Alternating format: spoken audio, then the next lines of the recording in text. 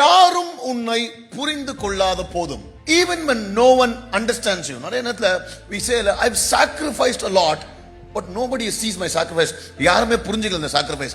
I've poured out my heart, people think it's drama. I worked really hard. எல்லாரும் என்ன முட்டாள்தனமா செஞ்சுக்கிறேன், யாருமே அப்ரிஷியேட் பண்ணல. நான் எவ்வளவு கஷ்டப்பட்டாலும் நிறைய பேர் அதை புரிந்து கொள்வதில்லை. ஆனா ஒண்ணு உங்களுக்கு சொல்றேன், ஐயா நம்மள சுத்தி இருக்கவங்க நம்மளுக்கு கை தட்டாதனால, because people around us don't clap hands, don't ever think heaven is not seeing.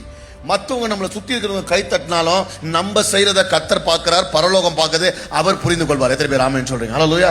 So அதனால if people don't value, remember God treasures.